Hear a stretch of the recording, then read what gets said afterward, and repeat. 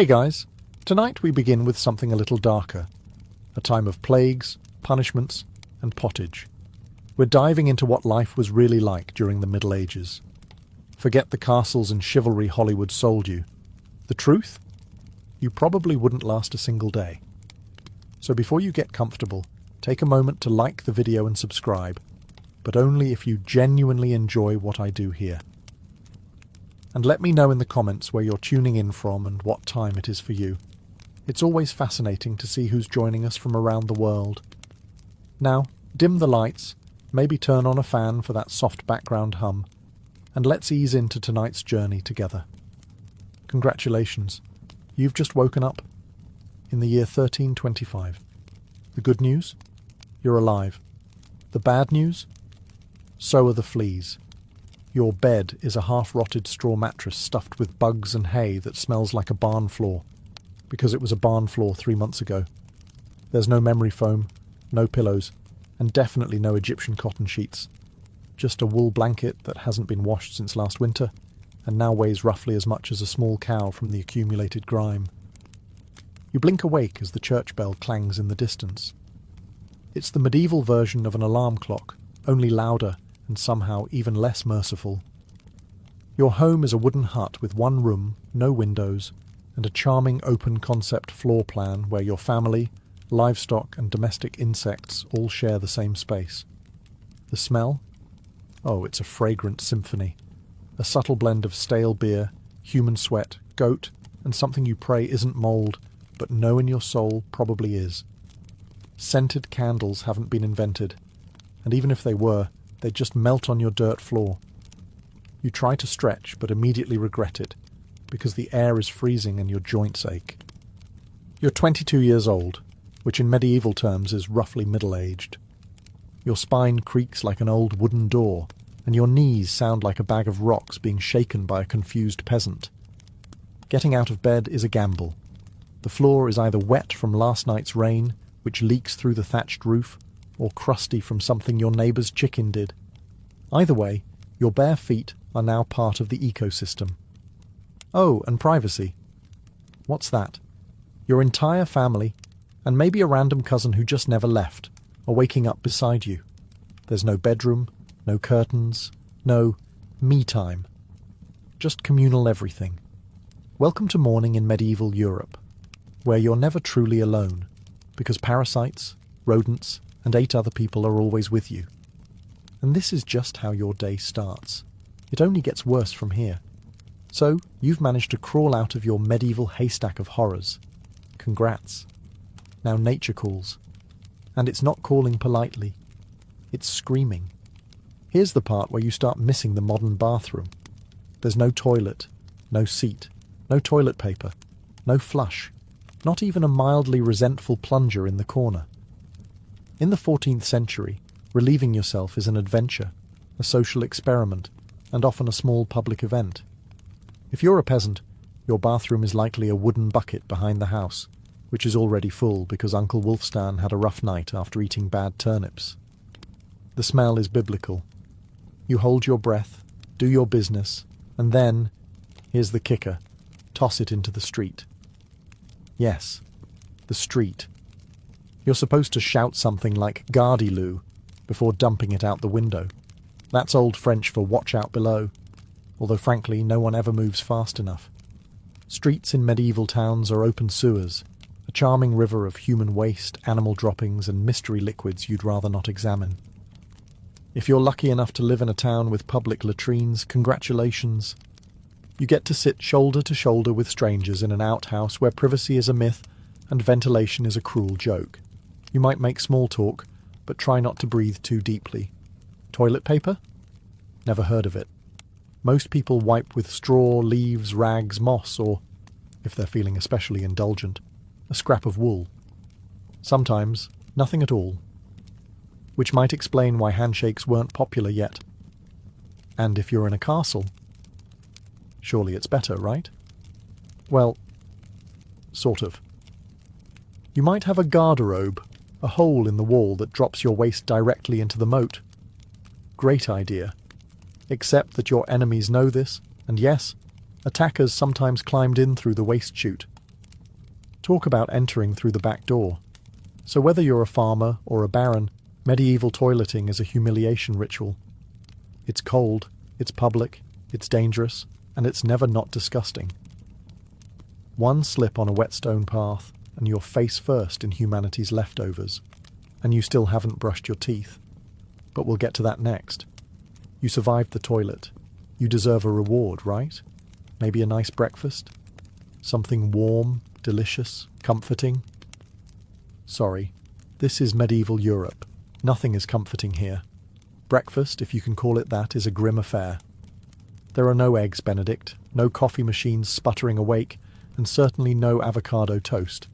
You sit down, or squat near the fire, to a wooden bowl of something that looks like it was scraped off a muddy boot. Welcome to your daily ration of pottage. Pottage is a thick, gloopy stew made of whatever you can find. Grains, root vegetables, maybe a few beans if you're lucky. It's been simmering in the same pot for days, sometimes weeks, and new ingredients are just dumped on top of the old ones. It's less of a recipe and more of an ongoing edible experiment. On the side, a hunk of bread so hard it could deflect arrows. It's made from coarse rye or barley flour, often bulked up with sawdust, ground up acorns or other creative ingredients, because wheat is a rich man's fantasy. This loaf is not your friend. You don't slice it, you negotiate with it. What about drinks? You're not sipping orange juice or an oat milk latte. You're drinking beer. Yes, beer. At 6 a.m. Why? Because the water is teeming with parasites and filth. So you start your day with weak ale, low alcohol, high survivability. Kids drink it too. No one's happy about it, but at least it won't kill you. Immediately. Want some meat or cheese? Dream on. That's for Sundays and saints' feast days, and only if your lord is feeling generous. Most peasants don't eat meat more than a few times a year. As for fresh fruit, only when it's in season and not already fermented into wine. And don't even think about spices unless you're royalty. A pinch of pepper costs more than your monthly wages. Salt is valuable enough to be locked away. So you chew your gritty bread, gulp your medieval beer, and try not to think about the rat that may have nibbled your porridge in the night. Breakfast doesn't energize you. It just happens to you. And now that you're properly underfed, it's time to work like your life depends on it. Because it absolutely does. So, you've eaten your sad medieval breakfast, and now it's time to get dressed. Not that it'll help. Your wardrobe consists of exactly one outfit. One. It's a rough wool tunic or linen shift that you've worn every day for months, possibly years. There's no such thing as seasonal fashion. There's just wear this until it disintegrates or gives you a fungal infection. Underwear? Optional. If you're lucky, maybe a linen undertunic. If you're not, well, you're going commando under layers of scratchy, sweaty wool, all lovingly stitched together by someone who probably had no idea what a seam was supposed to look like. There's also no washing machine, no soap, and absolutely no dry cleaner in sight. So your clothes are stained, stiff, and scented, like a compost pile that's been left to marinate in a pigsty. Even if you wanted to wash them, it's not easy. You'd have to haul water from a river or, well, heat it over a fire, scrub your tunic on a board with ashes or lye, and hang it in the sun, which is out approximately 3 days a year. And don't get me started on shoes. If you own any, they're made of untreated leather, barely stitched together, and offer as much arch support as a banana peel. Most peasants just go barefoot, through mud, through dung, through medieval landmines, aka sharp rocks and disease puddles. All this means one thing. Your skin hates you. You itch constantly. Fleas, lice, and bedbugs live rent-free on your body. Everyone has them. Nobles, lousy, monks, itchy, children, walking insect farms. No one escapes. You'll be scratching your armpit with a wooden spoon while chatting with the local priest, and no one will even bat an eye. Your skin is raw from rubbing, your scalp a battlefield of bites, and if you develop a rash, well, too bad. There's no dermatologist, no hydrocortisone, no one to tell you it's probably scabies. You just keep on suffering. And if you're lucky enough to not get an infection, great. That rash will simply accompany you for the next 6 months like an unwanted medieval sidekick. Now that you're dressed in misery and wrapped in discomfort, it's time to head outside and start working yourself to death. Now that you're fully dressed in itches and damp wool, it's time to flash that morning smile. Except you don't. Because in the Middle Ages, smiling is a dangerous game. Not emotionally, dentally. There's no toothbrush, no toothpaste, no mouthwash, no floss. The concept of oral hygiene is about as popular as bathing, which is to say, not very. Some people might chew on a twig or rinse with wine or vinegar, but for the most part, your teeth are on their own, and they're not doing well. By the time you hit your mid-20s, your smile looks like something pulled from a haunted crypt. Cavities are rampant, gums are swollen. And those aren't just food stains on your teeth. That's decay. You have more rot in your mouth than a medieval root cellar. Sugar, while not yet everywhere, is becoming more common among the rich. Imported at great cost, mostly used in small cakes or to show off wealth. If you're a noble, congratulations. You get to rot your teeth faster than the peasants. If you're poor, you'll do it slowly over time with fermented bread, gritty porridge, and years of hard chewing. Toothaches? Get used to them. They're like medieval weather, always there in the background. The kind of pain that makes you consider praying, drinking, or pulling the tooth out yourself with a pair of pliers, and that's not a joke. That was the actual treatment. Dentists didn't really exist, but barber surgeons did. Yes, the same guy who cuts your hair is also pulling your molars out by candlelight with an iron hook and zero anesthesia. Infected tooth?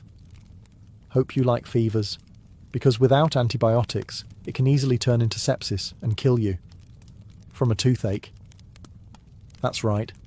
The same thing that sends us to a pharmacy today could be your funeral in the 1300s, and there's no relief on the social front either. Kissing? Good luck. Halitosis, bad breath, is everywhere. If you're single, you're not judged by your smile. You're judged by your land and your livestock. In short, your mouth is a battlefield, and it's losing the war. Now that your teeth are throbbing, let's head outside. Because your real job, the one that will break your back, is just getting started. Time to head to work. Except there's no office, no desk, no coffee break, and no chance of promotion. Your job, if you're like 90% of the population, is simple. Don't die while labouring for someone else's comfort. You're a peasant. Congratulations. That means you work the land that belongs to a lord who probably doesn't remember your name. You rise with the sun and stop only when it disappears behind the trees. Your tools? A wooden hoe, a rusty sickle, and whatever bones are still intact in your body. There's no weekend. There's no clocking out. There's only sunrise to sunset, 6 days a week. Sunday is off, but only if you're not harvesting, fighting off raiders, or praying feverishly for your infected toe to stop turning black. The work is brutal. Fields are ploughed by hand or with oxen, if you're rich enough to afford one. You dig ditches, sow seeds, pull weeds, and carry water until your spine begins to resemble the letter S. No one cares if you're tired. No one's asking how your mental health is doing. If you're a woman, surprise. You don't just do field work. You also care for children, clean, cook, spin wool, feed animals, and pretend your husband's lice infestation isn't slowly migrating to your side of the bed. Children? They start helping out around age 5. No school, no toys, just a tiny wooden rake and a dream of one day not dying of the flu. And if you're one of the few who isn't a farmer, maybe you're a blacksmith, a tanner, or a cooper. Great. You still work with fire, chemicals, or animal guts all day in poorly ventilated sheds. The pay? Basically survival. The perks? Occasional bleeding. Break a bone? Too bad. Get a fever, drink some warm beer and keep going. You can't afford to stop. Not even for a day. Because if you don't work, you don't eat. And if you don't eat, well, medieval Europe has a solution for that. It's called being replaced. So you grip your shovel, ignore the blisters, and keep digging. Because in the Middle Ages, your job isn't a career, it's a slow-motion endurance test. Now that your back is on fire from labouring in the fields, let's talk about the weather. Because in the Middle Ages, temperature is less about seasons and more about ongoing punishment from the sky. Let's start with winter.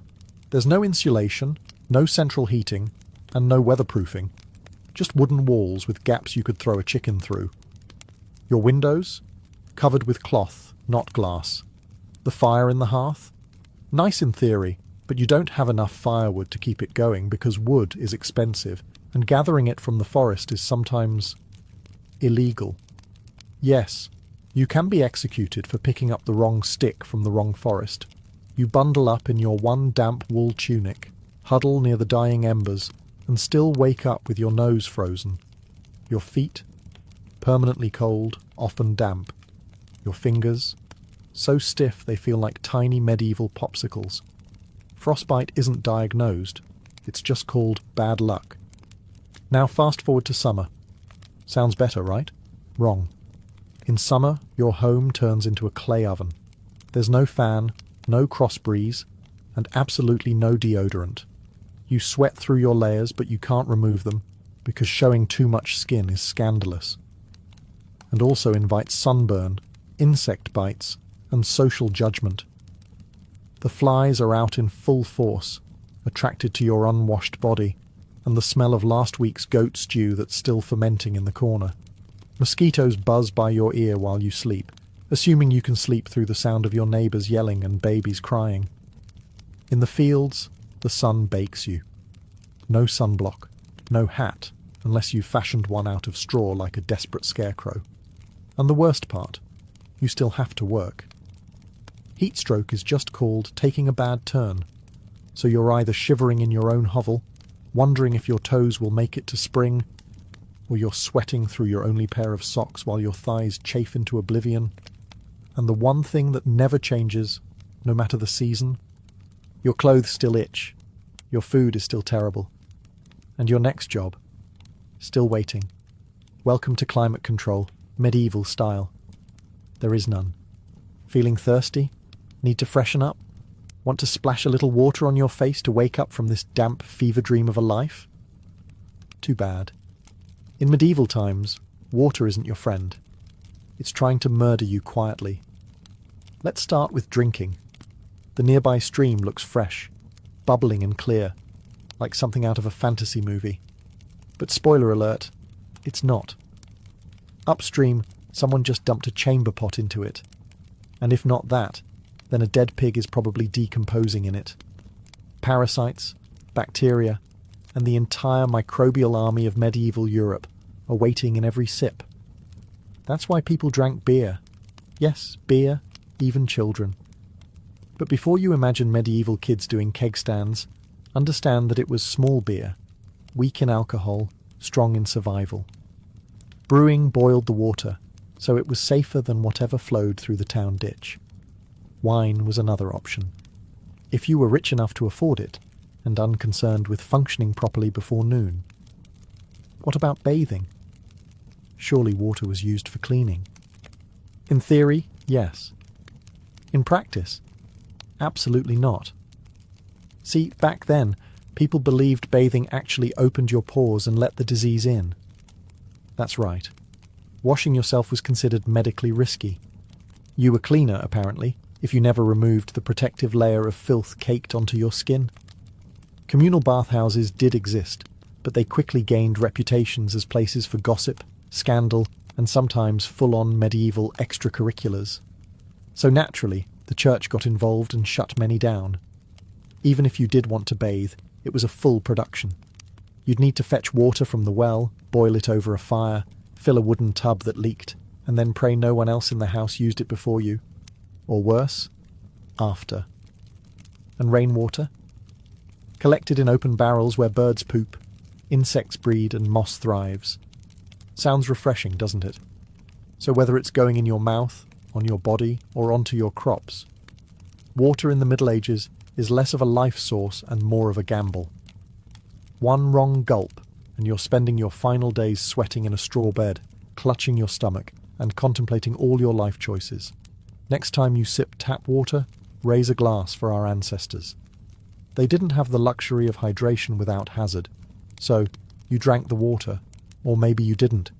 Maybe you just stubbed your toe on a rock shaped like disappointment. Either way, you're sick. You need help. You need a doctor. Too bad you live in the Middle Ages where medicine is really just polite torture with a theology degree. Let's start with the diagnosis.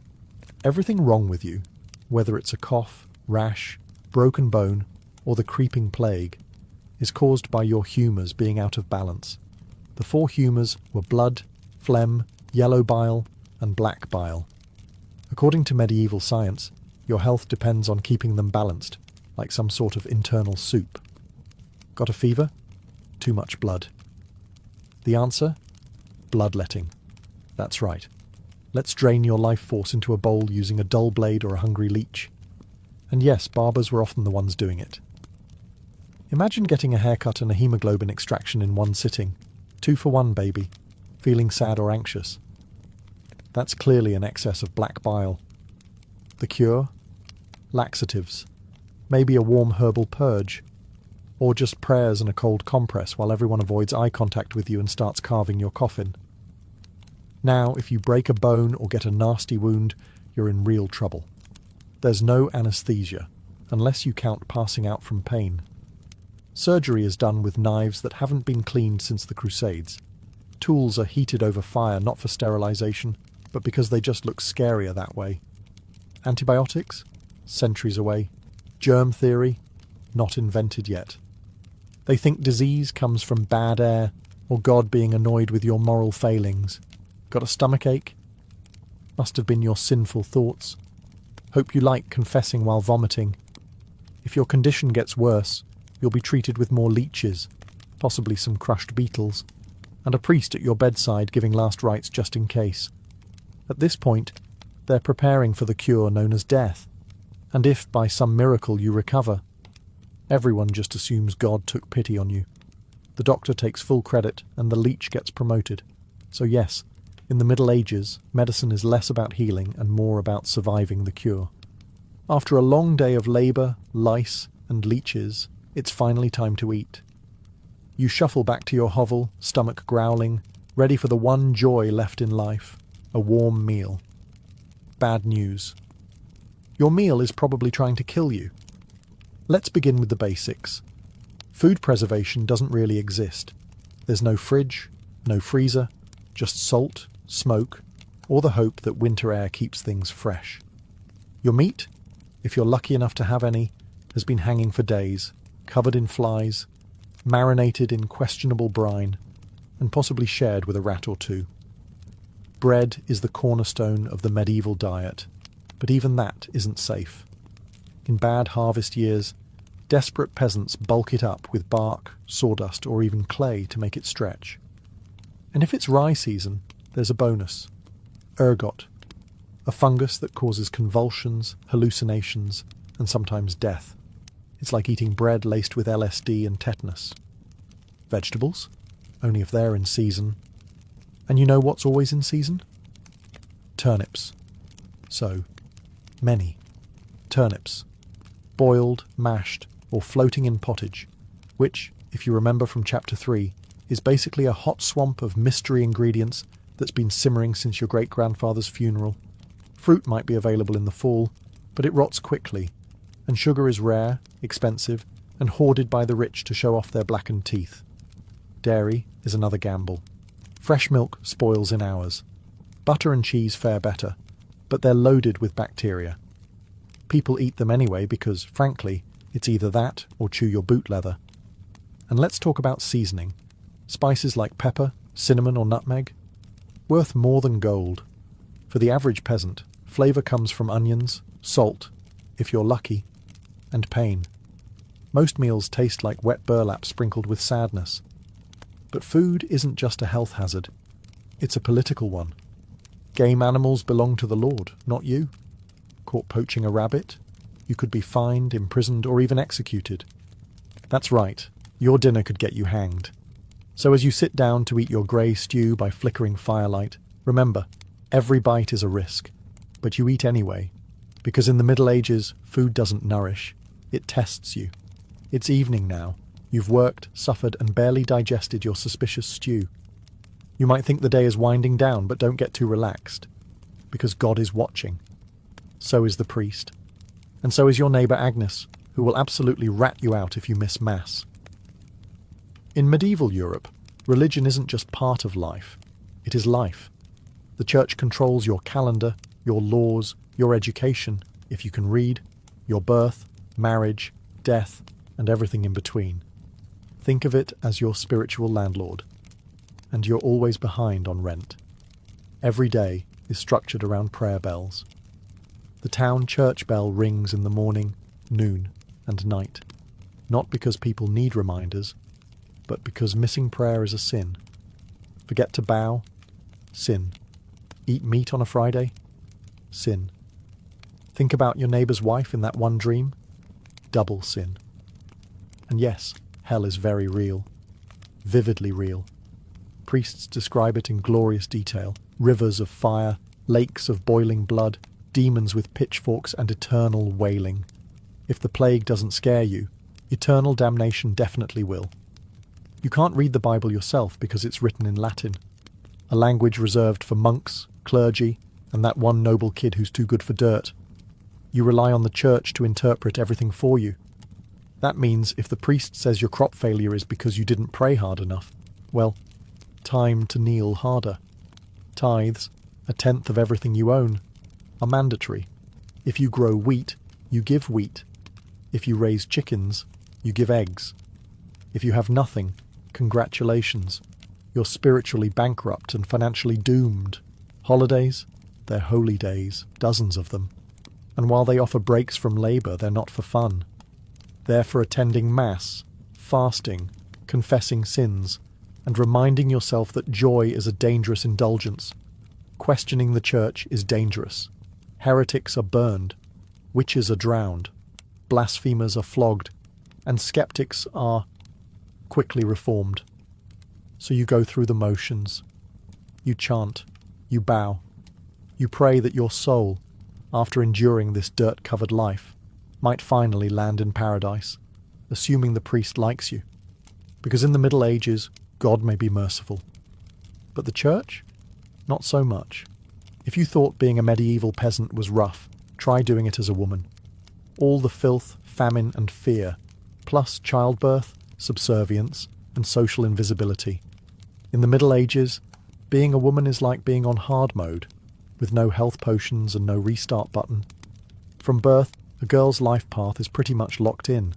Marry young, bear children, serve your husband, die tired. Education? Not likely. Unless you're from a noble family and sent to a convent, your intellectual development stops around the time you learn how to churn butter and patch a tunic. Marriage happens early. Really early.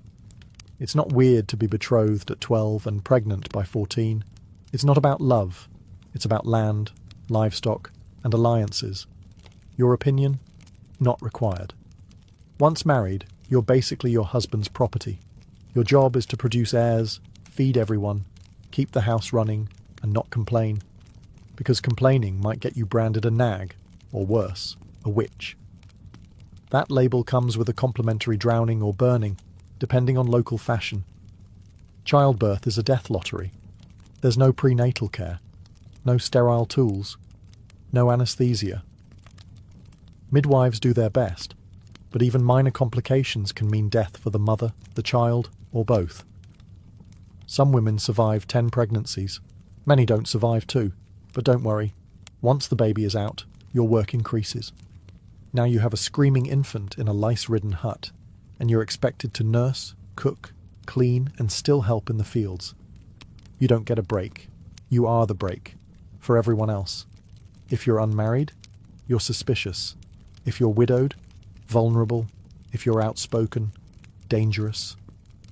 Women who didn't conform were often accused of witchcraft, especially if they had herbal knowledge, a strong personality, or just looked at someone funny on a rainy Tuesday. Even in the church, your role is limited. Nuns lived under strict rules. No speaking without permission. No freedom of movement. and your spiritual worth, always ranked below men. In short, if you're a woman in the Middle Ages, you're expected to endure, obey, reproduce and suffer in silence, ideally while smiling. Because even in a time of universal suffering, women were somehow expected to suffer gracefully. So far, you've battled filth, starvation, social injustice, and possibly a goat.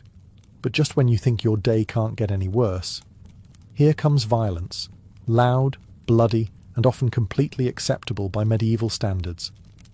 Let's be clear, the Middle Ages were not peaceful.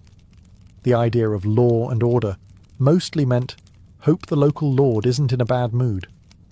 Violence is everywhere. In the home, in the streets, on the battlefield, in church disputes, and sometimes in line at the communal bread oven. Crime is common, punishment is brutal, and justice is more performance art than protection. Steal a loaf of bread, you could lose a hand. Accused of lying, your tongue might get pierced. Gossip too much? Meet the scold's bridle, a metal mask strapped to your head with a bar in your mouth. For correction, of course. Let's say you're accused of something serious. Heresy, theft, witchcraft. How do you prove your innocence? By being tortured, obviously. Welcome to trial by ordeal. One version. You stick your hand in boiling water to retrieve a stone. If it heals without infection in 3 days, you're innocent. If not, you're guilty. Another option. You're tossed into a river. If you sink, you're innocent, and probably dead. If you float, you're guilty, and will be punished anyway. It's like a medieval game show where the prize is survival and the host is actively rooting against you. And if you're sentenced to death, that's a public event. Executions are performed in front of cheering crowds. Hangings, beheadings, burnings. Sometimes people bring snacks. It's the medieval equivalent of cable TV. Domestic violence, completely normal. Husbands were allowed, even expected, to discipline their wives and children. Street fights, commonplace. You could be beaten just for looking the wrong way at a noble's horse. And war, always simmering. Local feuds, territorial disputes, religious crusades. Someone's always marching off to stab someone else in the name of honour, God, or boredom. Violence isn't a breakdown of society in the Middle Ages. It is society. Everyone lives with the constant knowledge that life is fragile, justice is arbitrary, and your neighbour might bash your head in over a pig. So, walk carefully, keep your eyes down, and never trust anyone with a club. At this point, you've made it through the lice, the leeches, the laundryless misery, and the looming threat of public disembowelment. But now comes the final chapter of most medieval lives, an early and unglamorous death. If you're alive and still breathing past the age of 40, you're practically a celebrity. You might even be referred to as the Old One, which is less of a nickname and more of a statistical miracle. Let's break it down. The average life expectancy hovers around 30-40 years, but that number is dragged down heavily by infant mortality. Nearly half of all children died before reaching age 5. Disease, malnutrition, or one bad winter was all it took. No vaccines, no antibiotics, no hope. If you survived childhood, you entered adulthood already exhausted. Work began as soon as you could walk upright, and by 25, your joints creaked like a monastery door. You might be missing several teeth, a finger, and most of your original optimism. Women faced a particularly deadly gauntlet: childbirth. It was one of the leading causes of death for medieval women. No pain relief, no medical intervention, just prayer, hot water, and someone holding your hand while you bled out on a straw-stuffed cot. For men, the dangers were different, but equally relentless. Farming accidents, infections from minor wounds, a neighbour's drunken rage, a crusade gone sideways. Even walking to the market could be risky if you crossed paths with a bored bandit or an angry tax collector. Death could also come quietly, from the plague, which turned cities into cemeteries overnight, or from famine, which could last entire seasons, thinning out entire villages, or from bad luck, like eating spoiled grain and spending your final hours hallucinating and screaming at the walls. And funerals? You were lucky if you got one. Bodies were often buried quickly to avoid disease.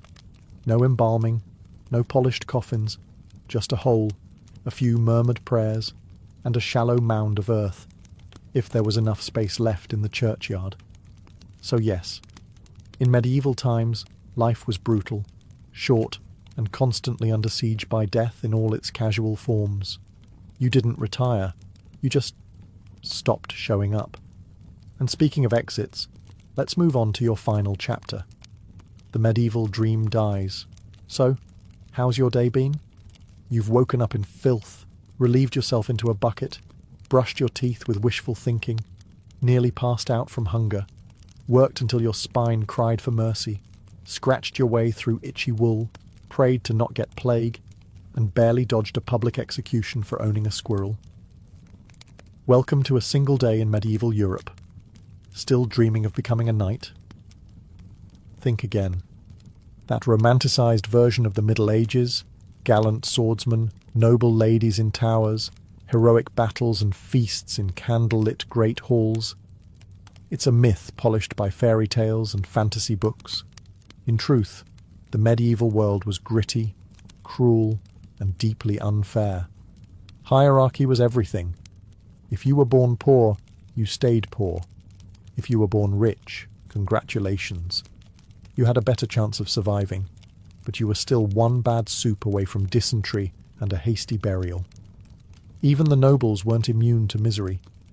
Castles were drafty stone refrigerators filled with fleas, smoke, and politically motivated marriages.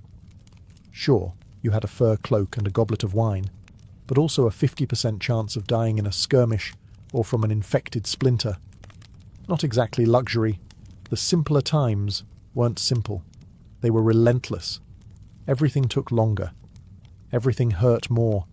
Everything, from childbirth to chewing, came with consequences. Life was survival, not leisure. And if you did find a quiet moment to think, to dream, to imagine something better, there wasn't much you could do with it. No upward mobility, no modern medicine, no internet to Google, "What's this weird rash?" You lived, suffered, worked, and died within a 10-mile radius of where you were born. But here's the wildest part. Through all of this, people still laughed, sang songs, told stories, fell in love, and found meaning. Not because life was easy, but because humans are stubborn like that. Even in the darkest chapters, they made space for light.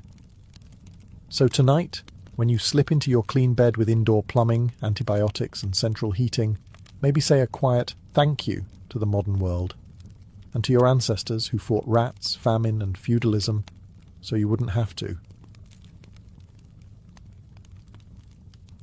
Long before she was Catherine the Great, Empress of all Russia, mistress of reform, and icon of ambition, she was simply Sophie. Born Sophie Friederike Augusta von Anhalt-Zerbst in 1729, she was the daughter of a relatively obscure German princely family. Her tiny duchy in Pomerania offered little in terms of power, but Sophie herself. She had something no title could provide: razor-sharp intelligence, relentless charm, and a quiet, burning hunger for greatness. Her upbringing was strict. Her mother, Johanna, was cold and calculating, not a warm, nurturing figure, but a social climber obsessed with status. Sophie's father, a Prussian officer, was more distant than disciplinary. From a young age, Sophie learned to walk the fine line between obedience and cunning. She read voraciously, spoke multiple languages, and learned how to observe a room before speaking in it, skills that would soon become survival tools in one of Europe's most brutal courts. When the Russian Empress Elizabeth Petrovna began searching for a wife for her heir, Grand Duke Peter, she looked beyond Russia's borders. Peter himself was of German descent, and Empress Elizabeth believed a foreign bride, pliable and grateful, would be easier to control.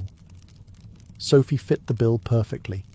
Noble blood, Lutheran faith, which she'd be forced to abandon, and a reputation for both grace and humility. At just 14 years old, Sophie was summoned to Russia. She arrived in the freezing capital of St. Petersburg in 1744, wearing thin German fabrics and a diplomatic smile. Her mother pushed her forward like a chess piece. Sophie, however, had her own game in mind. To become acceptable in Russian society, she converted to Orthodoxy, taking the name Ekaterina Alexeyevna, Catherine. The ceremony was public, symbolic, and life-altering. She wasn't just changing religions. She was burning the bridge behind her, stepping into a foreign empire with no way back. No one watching that quiet teenage girl in a fur-trimmed coat could have predicted what would come next. Betrayal, revolution, enlightenment, and empire. But from the moment Sophie stepped foot in the Russian court, she stopped being a pawn and began planning how to become a queen. Catherine's marriage to Grand Duke Peter was meant to secure her place in Russian royalty, but from the very beginning, it felt more like a cage than a crown. Peter, heir to the Russian throne, was not the dashing prince of fairy tales. Awkward, immature, and obsessed with toy soldiers, he was far more interested in playing war games in his chambers than governing an empire, or showing affection to his new wife. Some accounts even suggest he refused to consummate the marriage for years. He idolized Frederick the Great of Prussia and resented the Russian court that had adopted him. In contrast, Catherine embraced Russia with a fierce determination.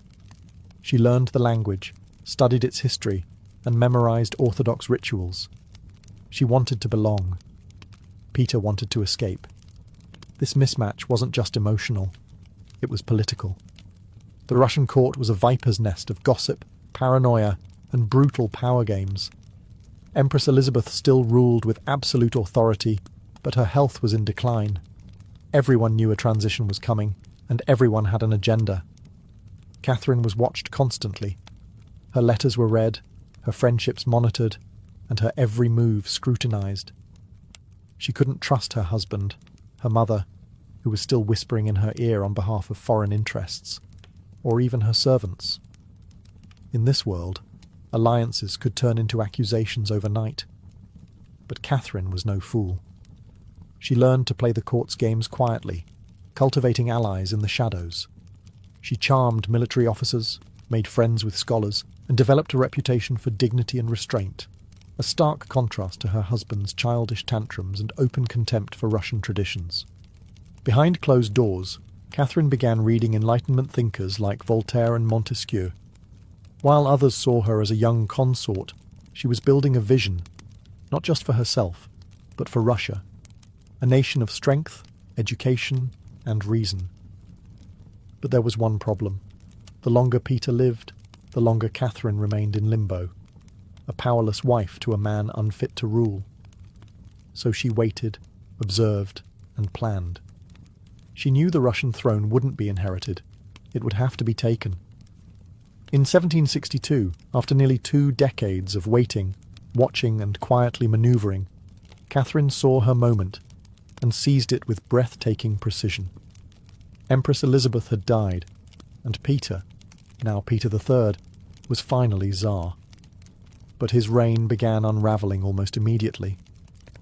In just a few short months, Peter alienated the church, offended the nobility, insulted the army, and lavished praise on Prussia, Russia's longtime enemy. He reversed key policies, humiliated the clergy, and talked openly about divorcing Catherine to marry his mistress. The court, already wary of his erratic behaviour, turned cold. The army, filled with generals loyal to Catherine, grumbled in corridors. Even ordinary Russians, devout and patriotic, saw Peter as a foreign puppet who mocked their traditions. Catherine, watching all of this unfold, made her move. In July of that same year, while Peter was away at his summer palace, Catherine launched a bloodless coup d'etat. Supported by key military officers, including her lover Grigory Orlov and his influential brothers, she rode through St. Petersburg in full regalia, was proclaimed Empress Catherine II, and won the allegiance of the powerful Imperial Guard. Peter, caught off guard and without allies, surrendered within days. He was taken into custody, and shortly after, found dead under mysterious circumstances. Officially, it was reported as a hemorrhoidal colic. Unofficially, it was murder. Catherine was now empress, not by birth, not by marriage, but by will, wit, and audacity.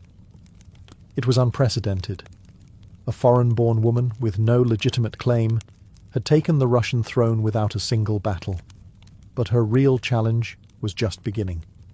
She had to transform that bold grab for power into a lasting legacy. Would Russia accept her? Would the nobility respect her? Could she hold the empire together without falling victim to the same fate as her husband? Catherine understood that power gained through intrigue could be lost just as easily. She needed to rule not as a schemer, but as a visionary. And so began her transformation, from a careful conspirator to a reforming empress, one who would redraw borders, embrace the Enlightenment, and redefine what it meant to be a woman in power. Once Catherine had the crown, she could have rested on her power, but she didn't. She had something bigger in mind than simply sitting on a throne. She wanted to transform Russia, and not just militarily or politically, but intellectually. While Peter had worshipped Frederick the Great and toy soldiers, Catherine idolized Voltaire, Diderot, and the bold thinkers of the Enlightenment. She believed in reason, progress, education, and the role of a monarch as a servant of the people, even if she herself ruled with absolute authority. Catherine didn't just read Enlightenment philosophy, she lived it. She corresponded directly with Voltaire for over 15 years, flattering him while defending her autocracy. She invited Diderot to her court and even purchased his entire library to support him financially. Behind closed doors, she pored over legal texts, debated reforms, and crafted policies to modernize the empire. Her early reign was filled with efforts to codify Russian law. She formed the Legislative Commission in 1767, an ambitious project intended to rewrite the entire legal code of Russia. Catherine's own nakaz, or instruction, was a political manifesto in disguise, one that spoke of equality before the law, the dangers of torture, and the responsibility of rulers to serve the common good. For an empress in 18th century Russia, it was radical. But Enlightenment ideals had to survive the realities of Russia, a vast, feudal, deeply conservative land, ruled by nobles who liked their serfs exactly where they were, beneath them. Catherine knew this. While she advocated reform, she moved carefully. She abolished some forms of torture, expanded access to secular education, and built schools and libraries. But she also reaffirmed the nobility's control over their serfs to keep them loyal. This was Catherine's balancing act, a philosopher queen in public, a practical empress in private. She walked a tightrope between ideology and survival, between the shining salons of Paris and the gritty politics of Moscow. Her vision for Russia was bold, but always calculated.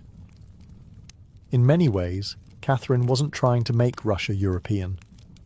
She was trying to make Russia modern, on her terms. And that meant reform, yes, but with an iron hand in a velvet glove. Catherine wasn't content with reforming Russia from within. She wanted to expand it outward, to make it an empire worthy of fear, admiration, and envy. Where Peter the Great had opened a window to the west, Catherine aimed to knock down the walls. Under her leadership, Russia's borders stretched wider than ever before. She waged wars not just to defend her crown, but to reshape the map of Europe. One of her most significant campaigns was against the Ottoman Empire. These wars, fought in waves throughout the 1760s and 1770s, weren't just about territory. They were about influence. Catherine saw herself as the liberator of Orthodox Christians living under Muslim rule and as the rightful protector of Eastern Europe. Under generals like Alexander Suvorov and Grigory Potemkin, Russia captured key regions including Crimea, the northern coast of the Black Sea, and access to warm water ports, something Russian Tsars had coveted for generations. These victories weren't just military, they were symbolic. With each conquest, Catherine sent a message.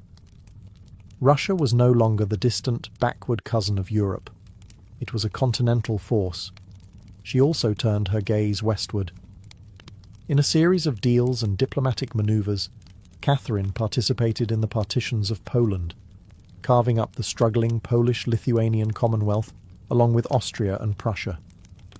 By the end of the Third Partition in 1795, Poland was erased from the map, and Russia claimed vast new lands and millions of new subjects. But Catherine didn't just conquer with armies. She also colonized with ideas. New cities were built. Trade routes were expanded. German settlers were invited to cultivate Russian farmland. The empire became a mosaic, from the icy Baltic to the sun-drenched shores of the Black Sea. And through it all, Catherine remained the central force, reading reports, issuing orders, and personally overseeing the shape of her expanding empire. Critics would accuse her of being power-hungry, even imperialistic. But to Catherine, expansion wasn't ambition, it was destiny. A great ruler, she believed, was measured not just by ideas but by borders. She didn't just want to rule Russia. She wanted to remake it as a civilized empire, feared by its enemies, respected by its peers, and loyal to her alone. For all her brilliance and power, Catherine the Great was just as famous for what went on behind palace doors. And no, not all of it was whispered in libraries. Catherine's private life became one of the most talked about aspects of her reign. She had lovers, not just one or two, but a carefully curated parade of them, many decades younger, often handsome, and sometimes politically influential. She didn't hide them. In fact, she often rewarded them with titles, estates, and pensions, if they behaved well. If not, they were quietly dismissed, sometimes with a polite thank you and a promotion. Among the most important of these lovers was Grigory Potemkin, a man as brilliant as he was bold. Their relationship blurred the lines between romance, politics, and partnership. Some historians believe they may have even married in secret. Together, they shaped military campaigns, colonization projects, and the transformation of southern Russia. Potemkin wasn't just a lover, he was her co-ruler in many ways. Still, Europe couldn't look past the scandal. Gossip swirled. Satirical pamphlets painted her as lustful, insatiable, even unhinged. And after her death, the rumours only got worse, the most infamous being the completely false and grotesque tale involving a horse, spread by her enemies to smear her legacy. But why the obsession? Simple. Catherine was a woman who wielded power unapologetically, and in a world where female rulers were expected to be either saintly virgins or tragic figures, she refused to play the role. She lived, loved, and ruled on her own terms, and that made her dangerous. Ironically, while her critics painted her as immoral, Catherine herself was deeply philosophical about love and sexuality. She believed pleasure was a natural part of life, and that personal relationships didn't have to threaten public responsibility. She separated emotion from governance, a feat few male rulers managed. In reality, her liaisons were often strategic.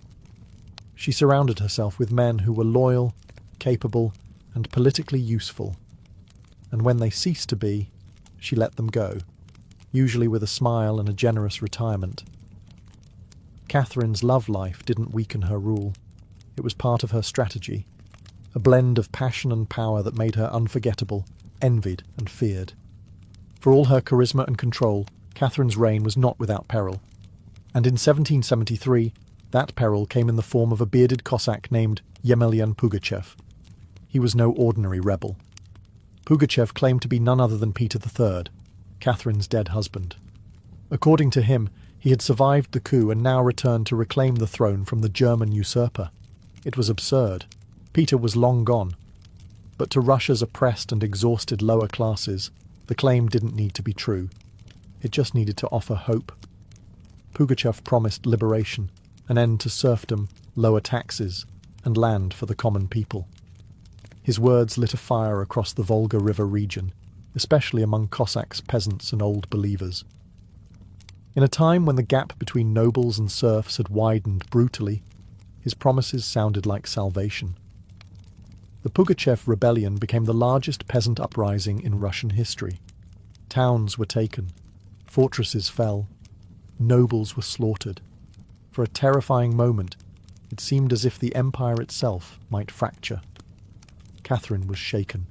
This wasn't a foreign war she could win with cavalry and treaties. This was a revolt from within. Her own people, rising against the system she ruled. But Catherine didn't panic. She acted. She dispatched professional military forces to crush the rebellion, ruthlessly. Pugachev's forces were defeated in 1774. He was captured, displayed in an iron cage, and eventually beheaded in Moscow, a public warning to all who dared follow. Afterward, Catherine doubled down on order and control. Her dreams of liberating the serfs quietly faded into silence. The rebellion had shown her the limits of enlightenment in a country still shackled by feudalism. She now leaned harder on the nobility, who offered loyalty in exchange for absolute control over their serfs. This was a turning point. The empress who once quoted Voltaire now prioritized stability over philosophy. Reform became cautious, surveillance increased. Rebellion, even whispered, was to be stomped out before it had breath. Pugachev may have lost his head, but he left behind a warning that haunted Catherine, that power built on inequality could only hold so long before the storm came crashing through. By the time Catherine the Great approached the final years of her life, she had ruled Russia for over 3 decades, longer than any female ruler in Russian history. From the moment she seized power, she had defied expectations, reshaped her empire, and redefined what a woman and a monarch could be. Under Catherine's reign, Russia became a true European powerhouse. Its territory expanded by over 200,000 square miles, swallowing Crimea, parts of Poland, and stretches of the Black Sea coast. These weren't just military wins, they were strategic pivots, securing warm water ports and reshaping trade. But her legacy wasn't only drawn on maps. Catherine left a cultural mark as well. She helped found the Hermitage Museum, amassed one of the greatest art collections in Europe, and corresponded with the greatest minds of the Enlightenment. Her court became a centre of sophistication, art, and intellectual ambition. In a country often viewed as backward by Western Europeans, Catherine put Russia firmly on the cultural map. She modernized education, founding schools for girls, and promoted the printing of books. She introduced smallpox inoculation to Russia, even publicly receiving the vaccine herself, an act of scientific bravery in her time. Yet, her reign was also one of contradictions. While she admired Enlightenment ideals, she never freed the serfs. In fact, she extended serfdom deeper into Russia's territories. Her reforms, while impressive, remained mostly top-down, designed to polish the empire without truly transforming its foundations. Still, Catherine's rule brought stability and ambition. She understood that power was not inherited. It was crafted, managed, and constantly defended. She ruled not by divine right, but by force of will, political brilliance, and relentless calculation. She was called many things: a usurper, a tyrant, a reformer, a seductress. But above all, she was effective. When she died in 1796, Russia was wealthier, larger, and more formidable than it had been in centuries. She left behind a throne secure, an empire expanded, and a legend that would endure for centuries. Catherine didn't just reign, she ruled, with intellect, strategy, and an unapologetic grip on history. And in doing so, she became more than an empress. She became a myth. For all her power, expansion, and enduring legacy, Catherine the Great was still, at her core, a woman navigating a man's world and reshaping it in her image. Behind the imperial portraits and state decrees was someone deeply aware of how precarious her position was. She was not born Russian. She came to the throne through a coup. She ruled an empire that didn't want a woman in charge, and yet she not only endured, she thrived. Catherine was never content to be ornamental. She read constantly, wrote endlessly, and never stopped learning. Her daily schedule was intense. Hours of reading reports, corresponding with foreign powers, editing state papers, and managing a court filled with rival factions. She wasn't content to simply sit on the throne. She worked the throne like a stateswoman born to it. She was also, in many ways, lonely.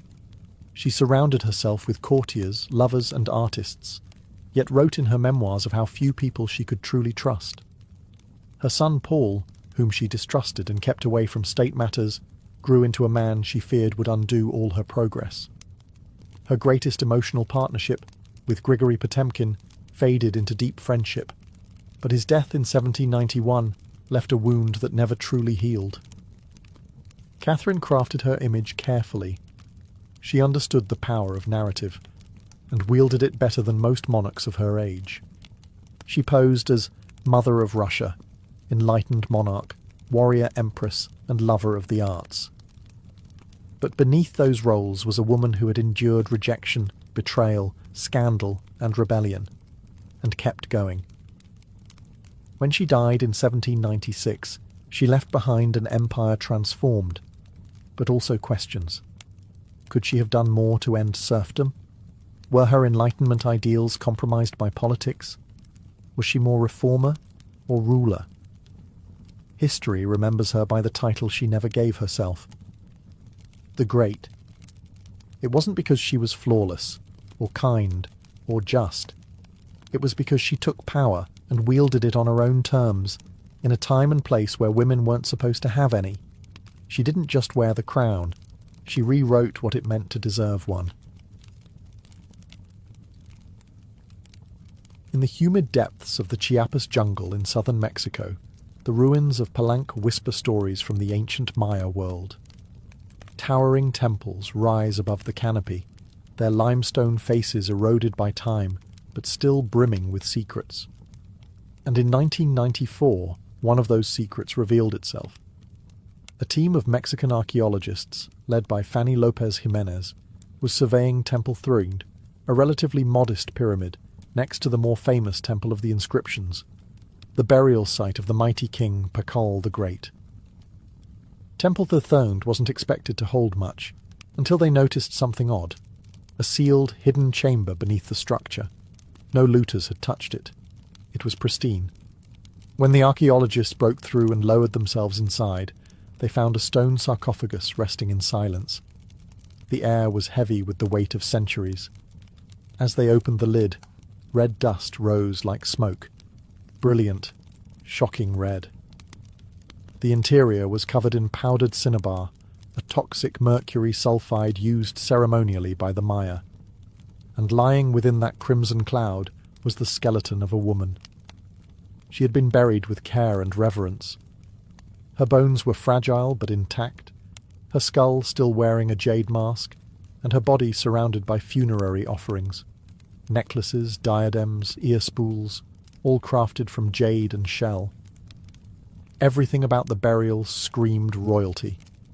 Yet no name was inscribed, no glyphs identified her. It was one of the richest female burials ever found in Mesoamerica. And yet, it was a total enigma. Why was she buried in red powder? Who was she? Was she a queen, a priestess, or perhaps even Pakal's wife? The researchers called her the Red Queen, and the name stuck. But even with modern forensics, they couldn't say for sure who she was, only that she had lived around the 7th century, during the golden age of Palenque. Unlike most Maya tombs, hers had been hidden, untouched, and purposefully isolated. Her burial wasn't just ceremonial, it was spiritual. This woman wasn't meant to be remembered with words.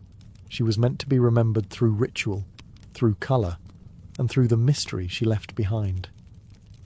The most haunting feature of the Red Queen's tomb wasn't her jade jewellery, or the silence of the sealed chamber. It was the red dust. A thick layer of powdered cinnabar covered everything. The sarcophagus, the walls, her bones, even the offerings around her. It clung like blood to stone. To the Maya, this was no accident. Cinnabar, made from crushed mercury sulfide, was one of the most sacred and dangerous substances in the ancient world. Its vibrant red colour wasn't just visually striking. It symbolised blood, rebirth, and the life force that connected the human and divine realms.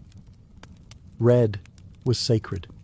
It was the color of sunrise, of sacrifice, of life emerging from death. And it wasn't just symbolic, it was spiritual.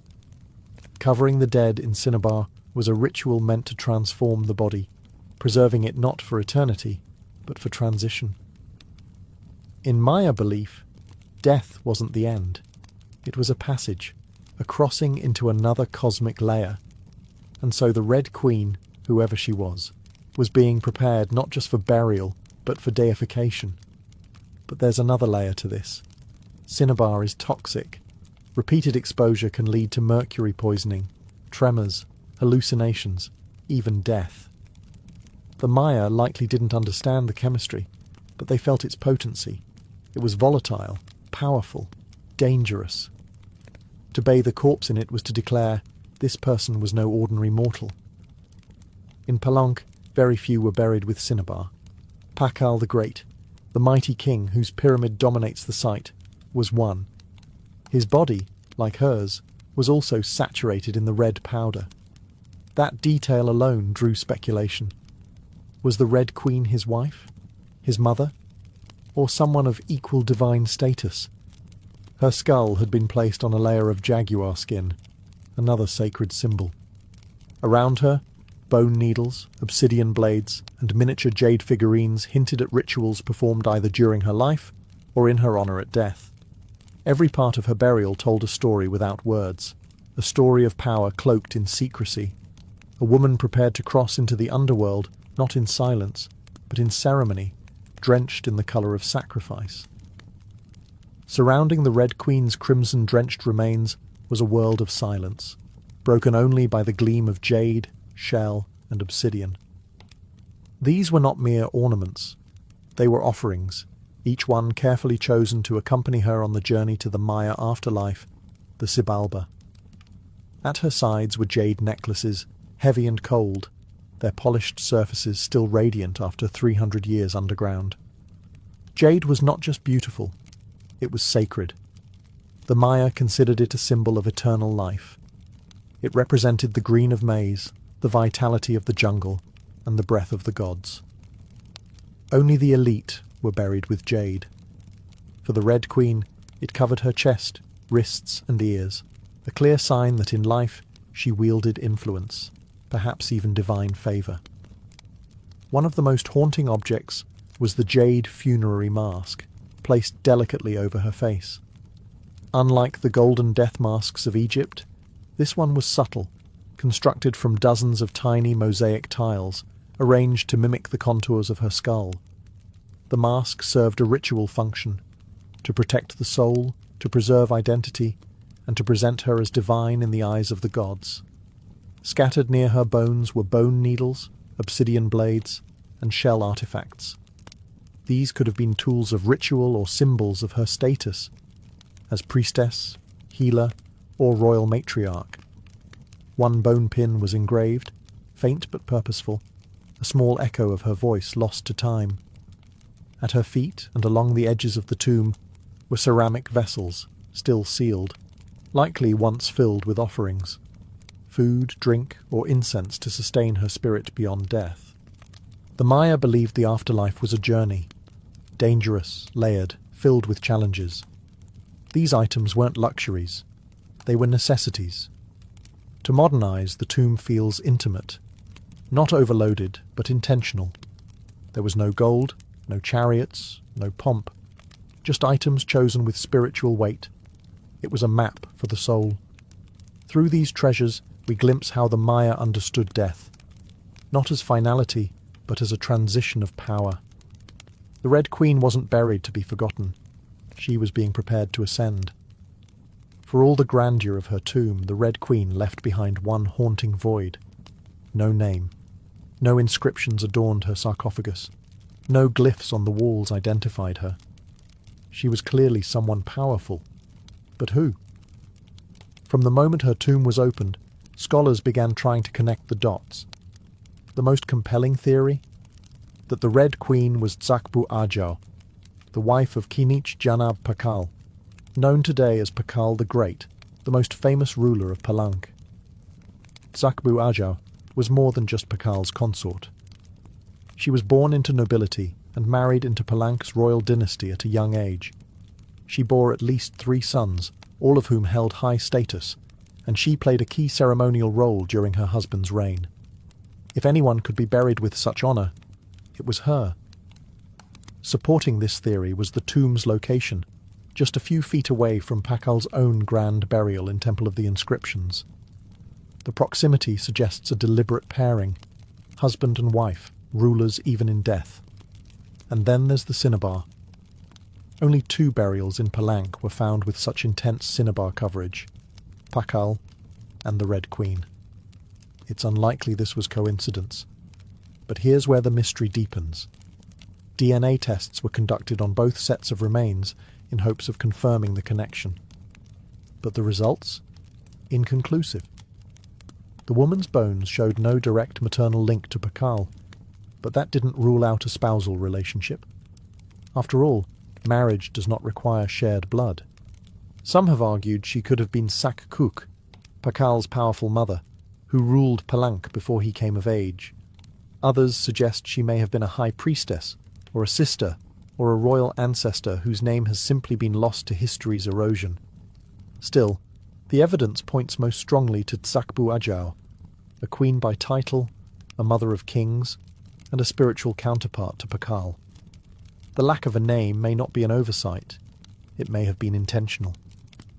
In Maya cosmology, the soul lived on not through monuments, but through ritual, symbol, and the whispers of the earth. And so the Red Queen remains suspended between legend and truth, a woman who ruled, remembered not in stone, but in scarlet and silence. To understand the Red Queen, we must understand the world she came from, a world where Maya women, especially royal ones, held more influence than many realize. In Maya civilization, politics was often a family affair. Royal women weren't merely passive consorts. They were diplomats, priestesses, and power brokers. They conducted rituals, sponsored temples, and played crucial roles in maintaining dynastic legitimacy. Their bloodlines were political capital, used to forge alliances and secure claims to the throne. Take Sakkuk, for example, the mother of Pakal the Great. When the throne of Palank was left vacant, she took power herself and ruled as queen regent until her son came of age. She wasn't a placeholder. She was a ruler in her own right, issuing decrees and overseeing construction projects. Without her, Pakal may never have risen at all. And she wasn't an anomaly. Across the Maya world, in places like Yaxchilan, Naranjo, and Calakmul, inscriptions show women performing major ceremonies, engaging in warfare diplomacy, and sometimes ruling outright. They were often portrayed in stelae and murals, dressed in elaborate headdresses and regalia, standing beside kings as equals, or sometimes above them. Their words were carved in glyphs. Their names were remembered, until they weren't. By the time Spanish conquistadors arrived centuries later, much of that memory had eroded. The colonial lens saw native women as silent figures in a male-dominated world, but the archaeology tells a different story, one of complex gender roles, where power was negotiated, not simply inherited. This context casts the Red Queen in a new light. She may not have ruled in name, but her burial, rich, sacred, and positioned beside Pakal, suggests she was a central pillar in the royal order. Her jade mask wasn't just decoration. It was a symbol of identity, of power held in life and protected in death. Her bloodline may have been the very glue that held Palanka's dynasty together. In Maya civilization, a queen wasn't just a queen. She was a keeper of sacred lineage, a voice in ceremony, and often the bridge between gods and men. The Red Queen may be nameless, but in her world, she was never voiceless.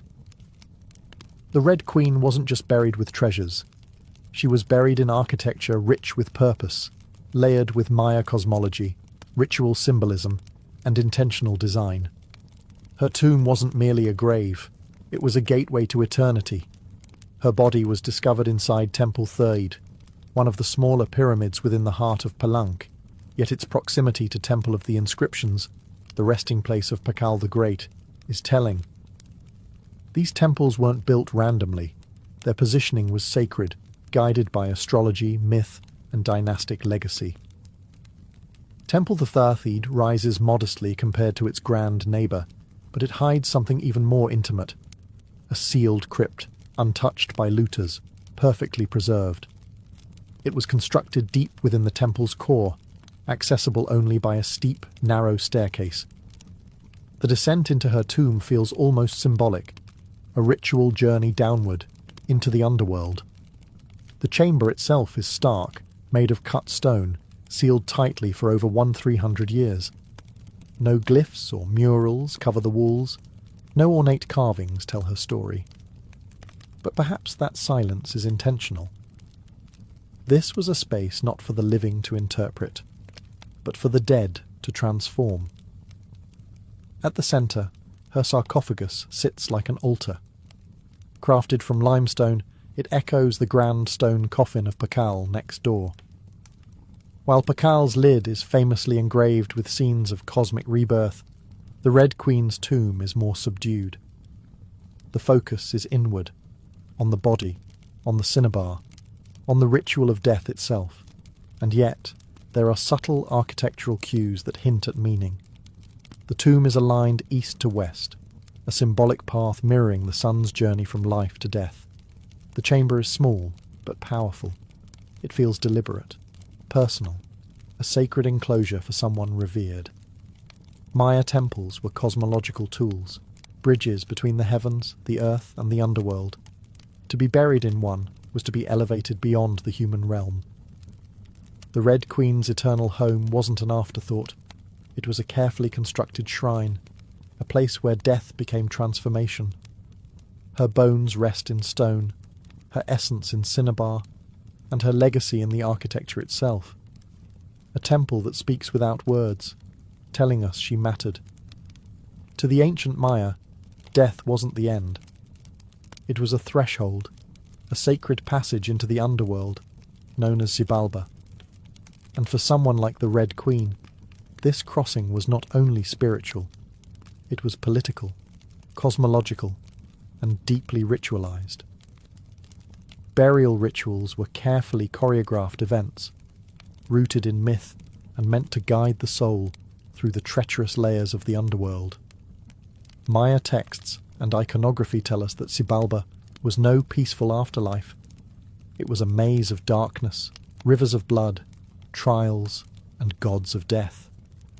Only those properly buried, ritually prepared, and spiritually equipped could make the journey successfully. The Red Queen was buried wrapped in cinnabar, encased in stone, and surrounded by offerings, all signs of an elite burial. But there's more. The presence of bone needles and obsidian blades in her tomb hint at auto-sacrifice rituals, possibly symbolic tools representing rites she had performed in life, or that were reenacted at her burial to empower her spirit. Her funerary mask, carefully assembled from jade tiles, was not simply decorative. It may have served as a spiritual vessel, preserving her face and identity as she journeyed into the afterlife. In Maya belief, the face was a mirror of the soul, and the soul needed to be recognized by the gods. The ceramic vessels surrounding her may have once held chocolate, maize, water, or even pulque, to nourish her in the next world. Other items, like stingray spines or shell trumpets, could have represented spiritual tools, calls to the gods, or tokens of ritual communication. Burial wasn't just a goodbye. It was a transformation. The Maya believed in cycles, death as seed, burial as planting, and the afterlife as rebirth. Kings and queens were often seen as earthly incarnations of gods, and in death they returned to those divine origins. The Red Queen, covered in the colour of blood, entombed in a pyramid and honoured with offerings, was being prepared for rebirth, not as a mortal, but as a being tied to the sacred order of the cosmos. Her burial wasn't the end of her story, it was the beginning of her legend. Just a few steps away from the Red Queen's final resting place, lies one of the most iconic tombs in Mesoamerica, that of Kinich Janab Pakal, known simply as Pakal the Great. His burial inside the Grand Temple of the Inscriptions is celebrated for its artistry, scale, and deeply spiritual symbolism. But what makes the Red Queen's tomb so extraordinary is not only what was inside, it's where it was found. Her sarcophagus was hidden within Temple Threed, directly adjacent to Pakal's monument. In a city like Palenque, where every temple was carefully positioned to reflect cosmic principles, this closeness was no coincidence. It was intentional, a statement etched in stone. Many scholars believe the Red Queen was Tzakbu Ajao, Pakal's queen and trusted consort. While her tomb lacks inscriptions, the similarities between their burials are striking. Both wrapped in cinnabar, both entombed in pyramids, both buried with jade, and both treated with extreme reverence. These rituals mirror each other, as if two halves of a sacred narrative. Pakal's lid famously depicts him falling into the underworld tree, a cosmic scene of death and rebirth. The Red Queen's simpler tomb contains no such iconography, but the symbolism lies in the pairing itself. If Pakal represented the sun, journeying through the underworld at night to rise again, then the Red Queen may have represented the moon, the feminine force that follows its own mysterious path in the sky. Together, they embodied a cosmic duality, masculine and feminine, king and queen, sun and moon, order and ritual. In Maya mythology, rulership was not singular, it was relational. Harmony in the cosmos required balance, and that balance extended into the dynastic court. By placing the Red Queen beside Pakal, the Maya were preserving not just a marriage, but a cosmic partnership. Their proximity in death may have mirrored their roles in life, a queen not behind, but beside her king, sharing not just a throne, but a legacy. In their tombs, they speak without words. Two souls, wrapped in cinnabar and stone, joined across eternity, one of history's most sacred silences. Though her name was lost to time, the Red Queen of Palenque endures, not as a forgotten relic, but as one of the most enigmatic and powerful women of the ancient world. Her tomb, sealed for over 1,300 years, now whispers across centuries, inviting questions that echo louder with every discovery. She represents a mystery that still resists full understanding. We may never know exactly who she was. No glyph carved her name. No stela told her story. And yet, the care in her burial, the richness of her offerings, the symbolism of her crimson-drenched bones, all speak of a woman profoundly important. Not merely as a wife or consort, but as someone who held real influence, spiritual weight, and royal blood. Today, the Red Queen forces us to re-evaluate assumptions.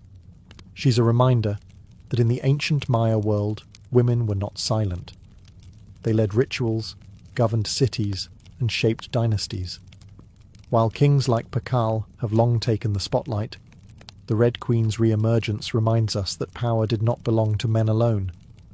It flowed through mothers, queens, priestesses, and visionaries. Her legacy is more than the treasures she left behind.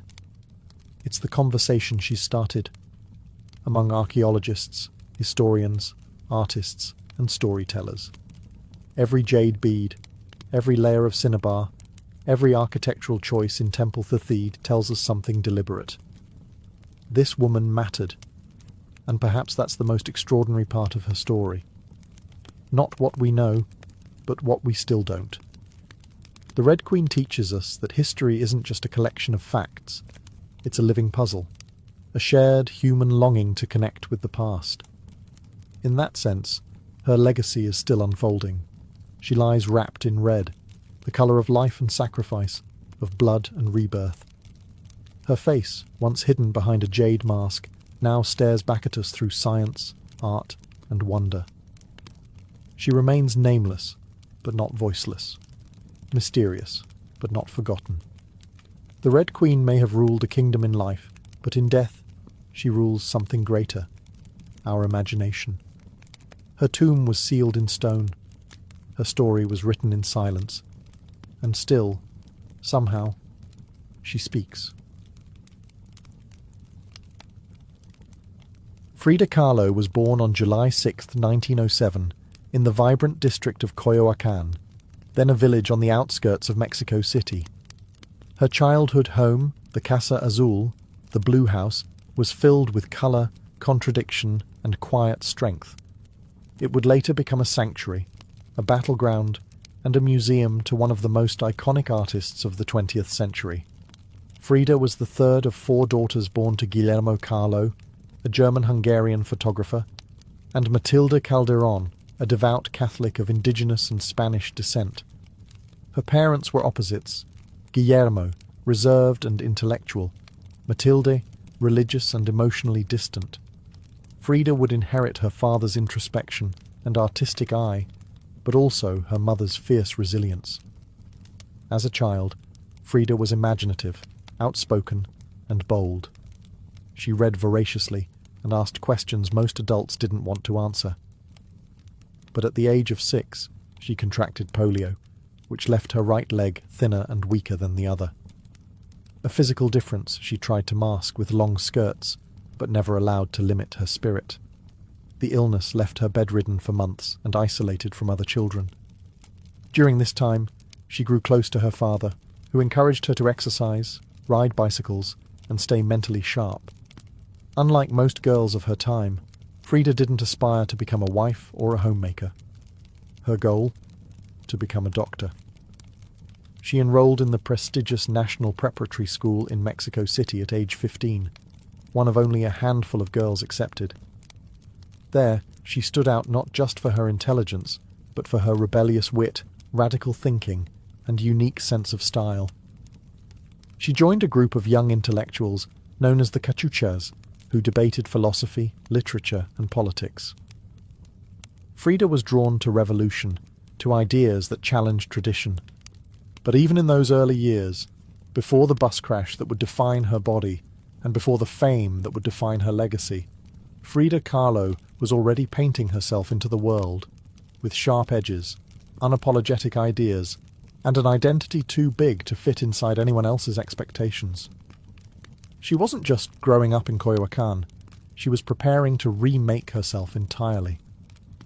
On September 17, 1925, Frida Kahlo's life was split in two: the girl she had been and the woman she was forced to become. That afternoon, she boarded a wooden bus with her boyfriend, Alejandro Gomez Arias, after school. They were laughing, teasing each other, and probably arguing. Frida never did anything halfway. But moments later, the bus collided with a streetcar, and in an instant, her future unravelled into pain, metal, and silence. The crash was horrific. The streetcar crushed the bus against a wall, splintering wood and flinging passengers. Frida was impaled by an iron handrail. It entered her left hip and exited through her pelvis.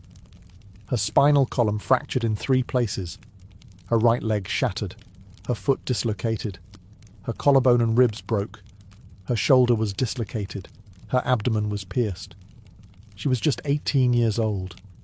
A man covered her with a borrowed overcoat.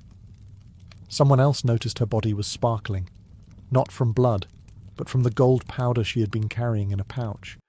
It had exploded on impact, dusting her broken form in what looked like glittering ash. Frida was taken to the Red Cross hospital and underwent numerous surgeries over the following months. She spent weeks in a body cast, flat on her back, immobile, writhing with infection and uncertainty. The future she'd imagined, of becoming a doctor, slipped further away with every passing day. But in that stillness, something began to stir. Her father gave her brushes. Her mother rigged a special easel to hang above her bed. A mirror was placed on the canopy so she could see herself. And there, lying in plaster and agony, Frida began to paint, first out of boredom, then out of obsession. Her first subjects were her own reflection, because she was all she had. But what emerged wasn't vanity, it was survival. The crash had broken her physically, but it had also opened a door into her own mind, her own body, and eventually into the surreal language of pain and identity that would define her art. The girl who wanted to heal others now began healing herself, one brushstroke at a time. As Frida Kahlo lay encased in plaster and steel, a body fighting itself with every breath, she began to paint. What started as a form of therapy soon became a language, and that language was deeply personal, brutally honest, and often hard to look at. Which was precisely the point. Frida didn't paint pretty flowers or polite landscapes. She painted pain. Her pain. Physical, emotional, and existential. Her first subjects were self-portraits, not because she was vain, but because, as she famously said, "I paint myself because I am so often alone, and because I am the subject I know best." Her early works were small in scale, painted on tin or wood panels, inspired by Mexican retablos, devotional paintings meant to tell stories of suffering and miracles. Frida turned this tradition inward. Her body became the canvas. Her emotions became the altar. She painted herself as split, as pierced, as bleeding. In one painting she is impaled by nails, like a modern-day martyr. In another, she floats in a barren landscape, tethered to a broken column, a metaphor for her shattered spine. She painted herself weeping, fractured, decapitated, and bare, but never passive, always watching. Her pain was not sanitized. She painted the ugliness of trauma with beauty, defiance, and even humor. Each piece was a reclamation of her body, her experience, and her identity as a woman in a world that often tried to define her. But Frida wasn't just telling her story. She was inventing a new kind of visual narrative, one that blended Mexican folk art, surrealism, medical illustration, and symbolism. Her paintings became dreamlike autopsies of her soul, framed in color, culture, and myth.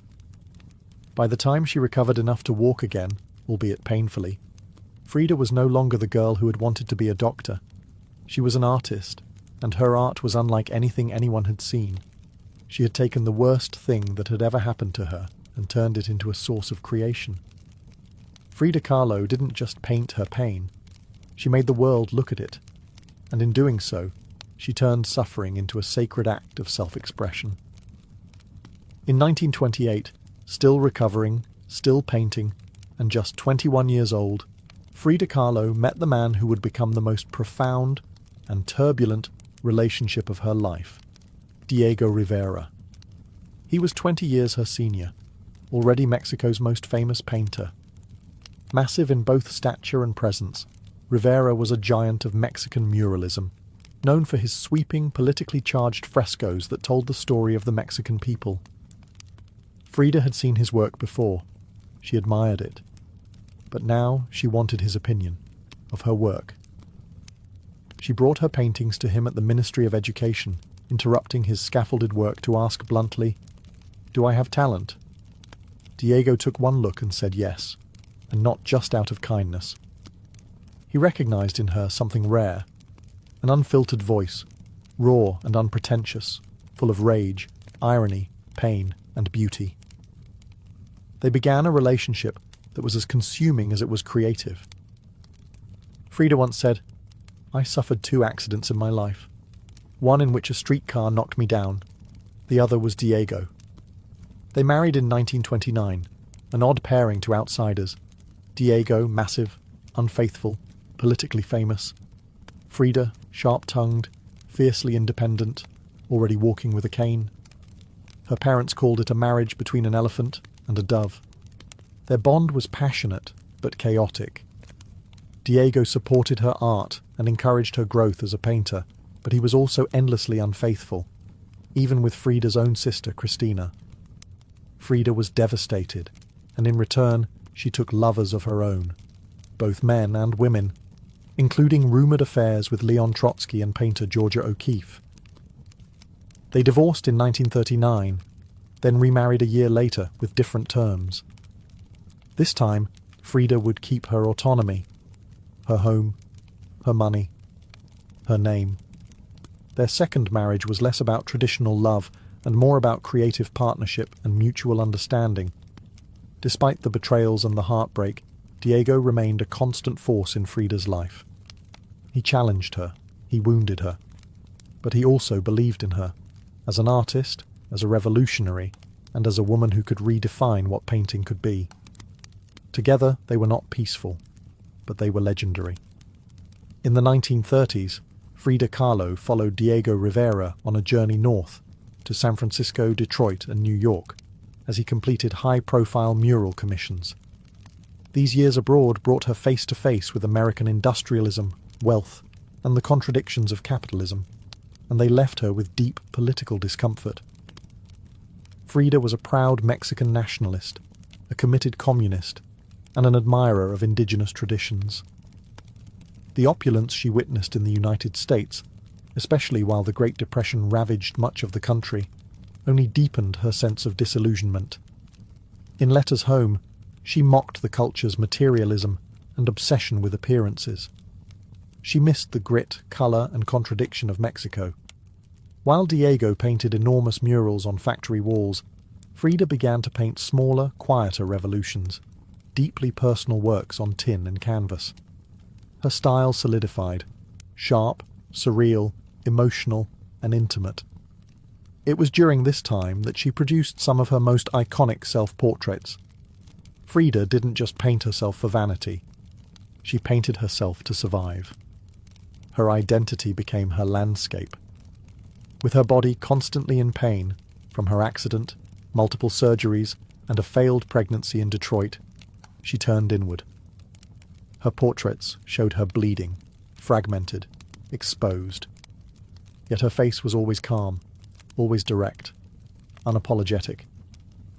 One of her most powerful works, Henry Ford Hospital, shows her lying on a hospital bed, crying, surrounded by floating symbols of loss: a fetus, a snail, medical equipment, a cracked pelvis. It was raw, graphic, and deeply emotional, a canvas that bled with truth. Back in Mexico, Frida immersed herself in leftist politics. She and Diego welcomed Leon Trotsky into their home while he lived in exile. Frida wore Tehuana dresses, traditional indigenous garments, not just as fashion, but as a political and cultural statement. Her art was never disconnected from her beliefs. Her identity, her body, and her ideology all intertwined in her work. While Rivera was painting murals of revolution, Frida painted its human cost, the body in pieces, the mind on fire, and the self always staring back. In exile and in illness, she became not just a painter of pain, but a painter of resistance. When Frida Kahlo returned to Mexico in the late 1930s, she was no longer just Diego Rivera's wife. She had become something else entirely. A force, an artist whose work radiated with raw honesty, surreal symbolism, and cultural identity. Back in her homeland, she stepped fully into herself. Her Casa Azul in Coyoacán became a sanctuary of colour and contradiction. Bright cobalt walls, yellow trim, Aztec statues in the garden, monkeys and parrots wandering freely. The house was a living extension of Frida's imagination. It was a blend of tradition and rebellion, elegance and earth.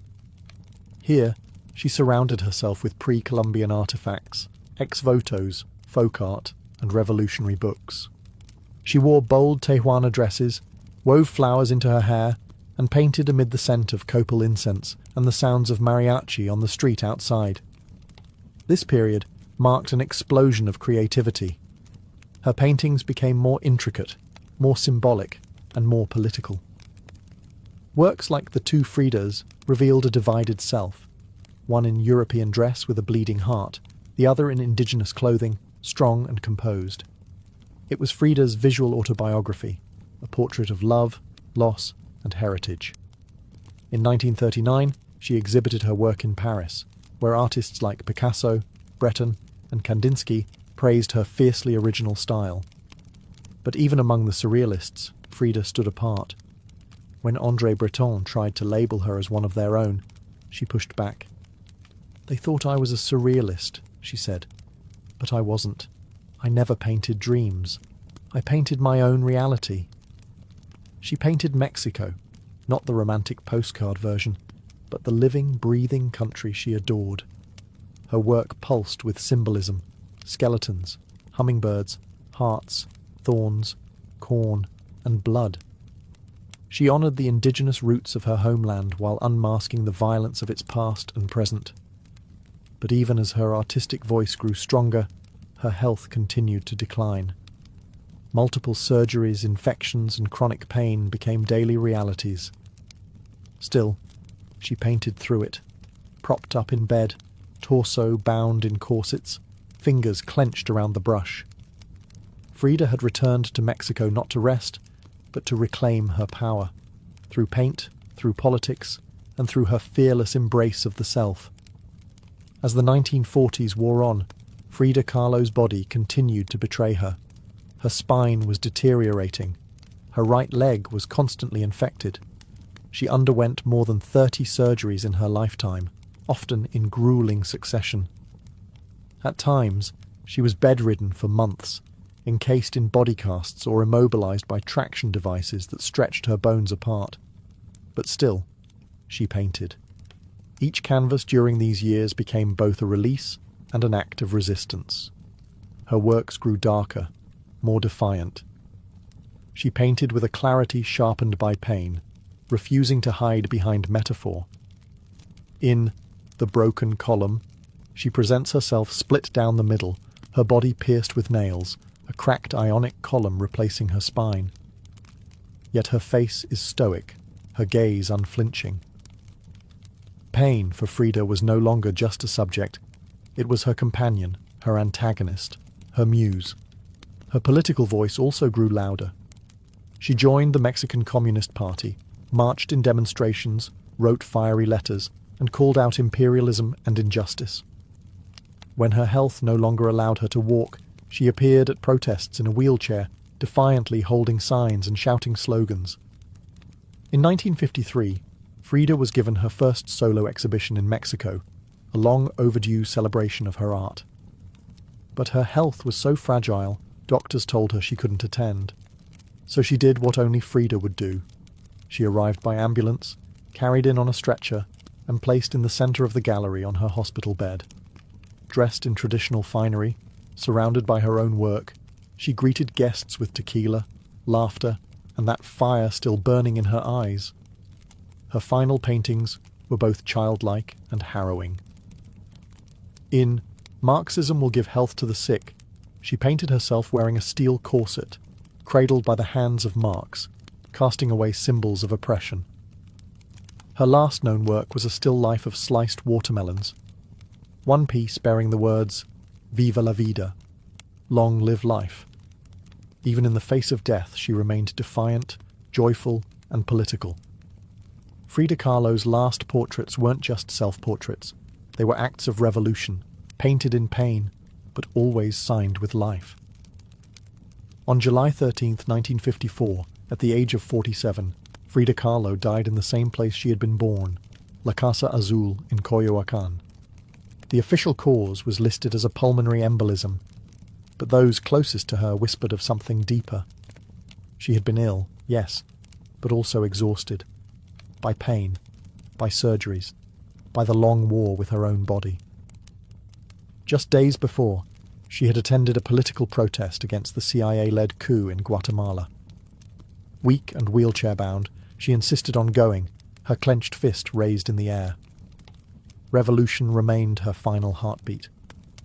Her last diary entry was brief but piercing. "I hope the exit is joyful, and I hope never to return." Frida's funeral was held at the Palacio de Bellas Artes, Mexico's most prestigious cultural institution. Her body, draped in the red flag of the Mexican Communist Party, was watched over by friends, family, artists, and revolutionaries. Diego Rivera was inconsolable. He called her the greatest love of his life, even as his betrayals had nearly broken her. But in the years that followed her death, something extraordinary happened. Frida Kahlo refused to disappear. At first, her name was whispered only in art circles. Her works weren't easy to categorize, too political for surrealists, too surreal for traditionalists. But slowly, her image, her story, and her defiance began to resonate. Through the 1970s and 1980s, as feminist scholars and activists reclaimed forgotten voices, Frida's became louder. She wasn't just a painter anymore. She was a symbol of pain turned into beauty, of feminism born through resistance, of Mexican identity celebrated without apology, of queerness, disability, revolution, and authenticity. Her face, unibrow, gaze, flowers in her hair, became iconic. Her home became a museum. Her diary became a sacred text.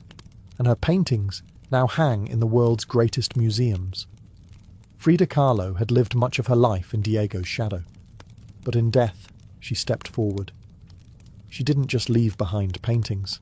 She left behind a mirror and dared us all to look, not with pity, not with fear, but with fire.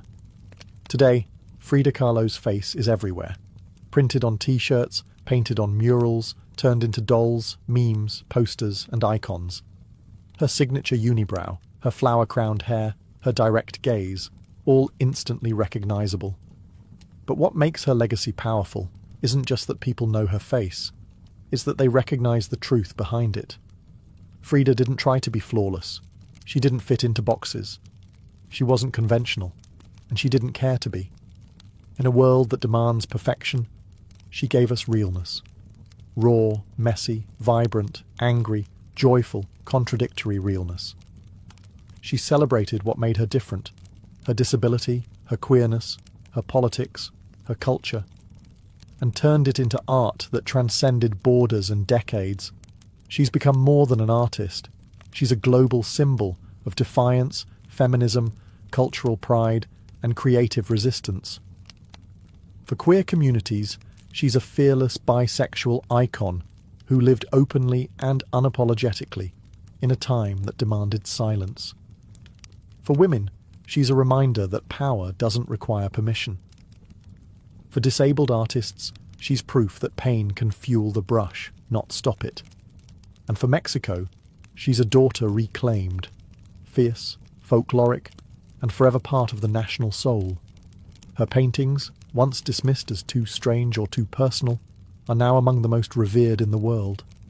Works like The Two Fridas, Self-Portrait with Thorn Necklace and Hummingbird, and The Broken Column aren't just seen, they're felt deeply by anyone who has ever suffered and needed to turn that suffering into something sacred. She lived in the margins and turned them into centre stage. She embraced contradiction. A communist who wore gold, a woman betrayed who loved again, a body in pieces with a soul unbreakable. And through it all, she painted, not just with colour, but with conviction. Frida Kahlo never asked to be a symbol. She simply told the truth about herself, and in doing so, told the truth for millions of others who had never seen themselves reflected in art before. Now, when we see her face, we see courage, we see colour, we see resistance, we see Frida, not gone, but immortal.